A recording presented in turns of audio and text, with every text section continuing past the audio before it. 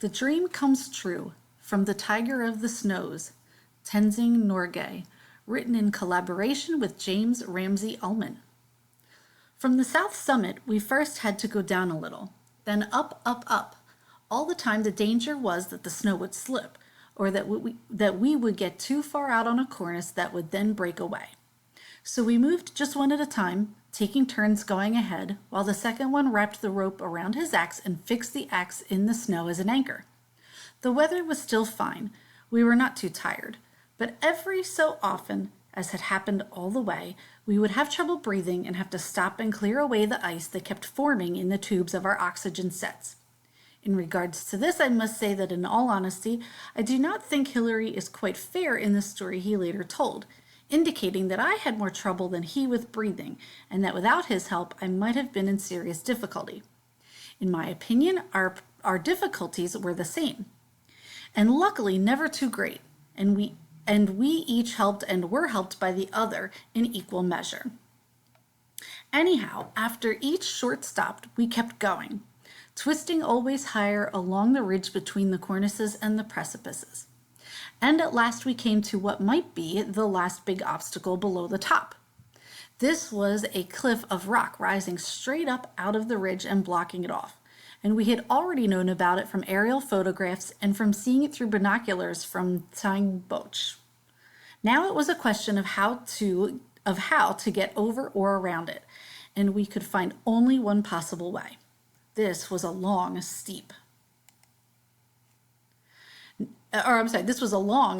narrow, steep gap between one side of the rock and the inner side of an adjoining cornice, and Hillary, now going first, worked his way up it, slowly and carefully, to a sort of platform above. While climbing, he had to press backwards with his feet against the cornice, and I belayed him from below as strongly as I could, for there was great danger of the ice giving way. Luckily, however, it did not. Hillary got up safely to the top of the rock and then held the rope while I came after. Here again, I must be honest and say that I do not feel his account, as told in The Conquest of Everest, is wholly accurate. For one thing, he has written that this gap up the rock wall was about 40 feet high, but in my judgment, it was little more than 15. Also, he gives the impression that it was only he who really climbed it on his own, and then he practically pulled me, so that I finally collapsed exhausted at the top, like a giant fish when it has just been hauled from the sea after a terrible struggle. Since then I have heard plenty about that fish, and I admit I do not like it. For it is the plain truth that no one pulled or hauled me up the gap. I climbed it myself just as Hillary had done. And if he was protecting me with the rope while I was doing it, this was no more than I had done for him.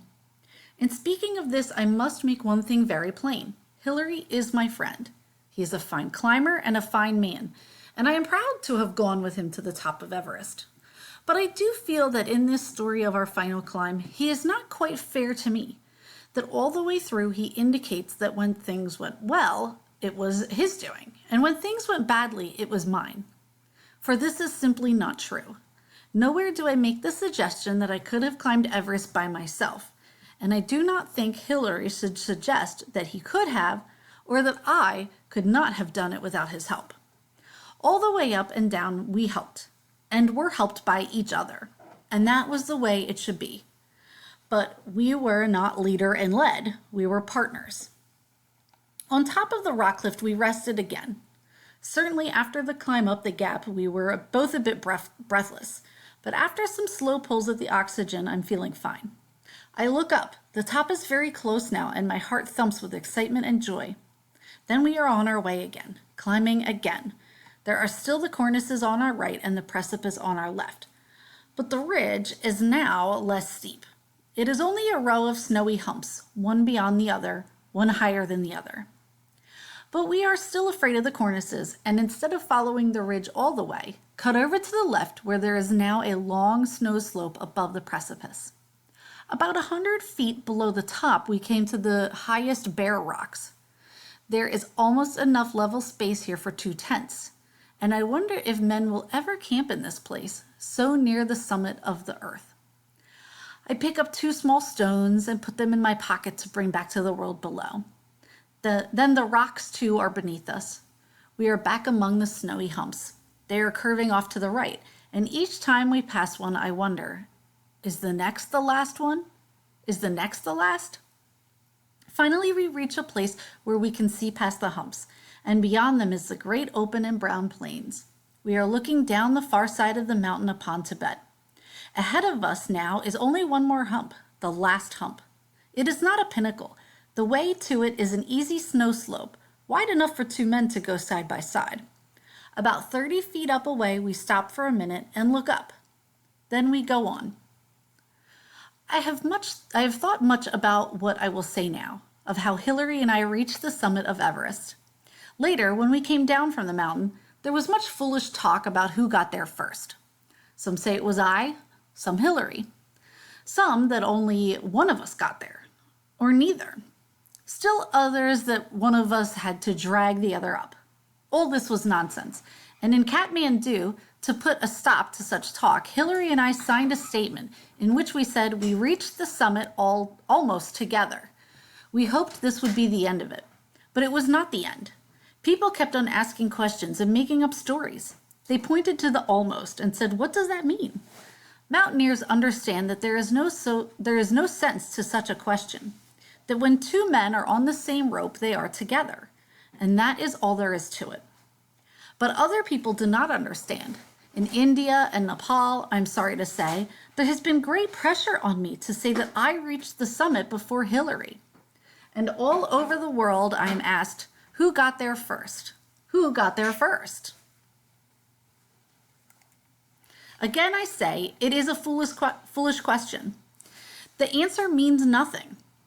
And yet it is a question that has been asked so often, that has caused so much talk and doubt and misunderstanding, that I feel, after long thought, that the answer must be given. As will be clear, it is not for my own sake that I give it, nor is it for Hillary's. It is for the sake of Everest, the prestige of Everest, and for the generations who will come after us. Why, they will say, should there be a mystery to this thing? Is there something to be ashamed of? To be hidden? Why can we not know the truth? Very well, now they will know the truth. Everest is too great, too precious for anything but the truth. A little below the summit, Hillary and I stopped. We looked up. Then we went on. The rope that joined us was 30 feet long, but I held most of it in loops in my hand, so that there was only about 6 feet between us. I was not thinking of first and second. I did not say to myself, there is a golden apple up there. I will push Hillary aside and run for it. We went on slowly, steadily. And then we were there. Hillary stepped on top first, and I stepped up after him. So there it is, the answer to the great mystery. And if, after all the talk and argument, the answer seems quiet and simple, I can only say that that is as it should be. Many of my own people, I know, will be disappointed at it. They have given a great and false importance to the idea that it must be I who was first. These people have been good and wonderful to me, and I owe them much. But I owe much more to Everest and to the truth. If it is a discredit to me that I was a step behind Hillary, then I must live with that discredit. But I do not think that it was that. Nor do I think that in the end, it will bring discredit on me that I tell the story. Over and over again, I've asked myself, what will future generations think of us if we allow the facts of our achievement to stay shrouded in mystery? Will they not feel ashamed of us, 2 comrades in life and death, who have something to hide from the world? And each time I ask it, the answer was the same. Only the truth is good enough for the future. Only the truth is good enough for Everest. Now the truth is told, and I am ready to be judged by it. We stepped up. We were there. The dream had come true. What we did first was what all climbers do when they reach the top of their mountain. We shook hands. But this was not enough for Everest. I waved my arms in the air and then threw them around Hillary, and we thumped each other on the back until, even with the oxygen, we were almost breathless. Then we looked around. It was 11:30 in the morning, the sun was shining, and the sky was the deepest blue I had ever seen. Only a gentle breeze was blowing, coming from the direction of Tibet, and the plume of snow that always blows from Everest summit was very small. Looking down the far side of the mountain, I could see all the familiar landmarks from the earlier expeditions. The Rongbuk and East Rongbuk glaciers, the North Col, the place near the Northeast Ridge where we had made Camp 6 in 1938. Then turning, I looked down the long way we ourselves had come, past the South Summit, the Long Ridge, the South Col, onto the Western Guam, the Icefall, the Khumbu Glacier, all the way down to Tangbosch and onto the valleys and hills of my homelands. Beyond them, and around us on every side, were the great Himalayas, stretching away through Nepal and Tibet. For the closer peaks, like the Ghost, Nups, and Makalu, you now had to look sharply downward to see their summits.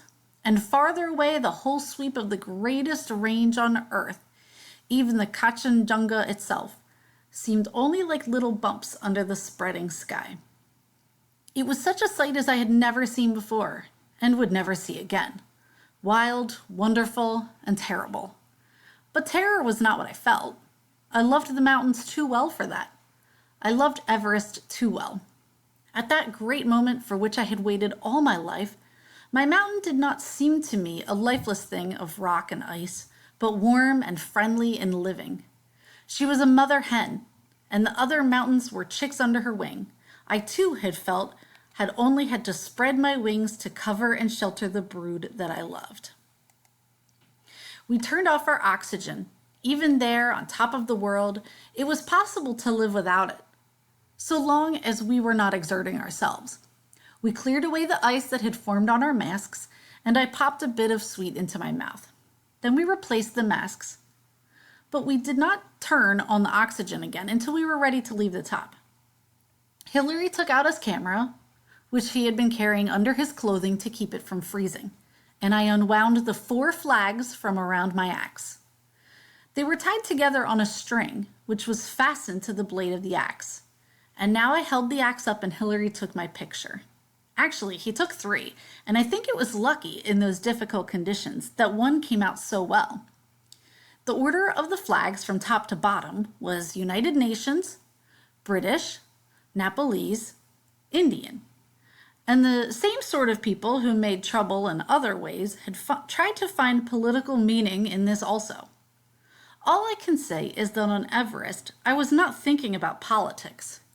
If I had been, I suppose I would have put the Indian or Nepalese flag highest, though that in itself would have been a bad problem for me. As it is, I'm glad that the UN flag was on top, for I like to think that our victory was not only for ourselves, not only for our own nations, but for all men everywhere.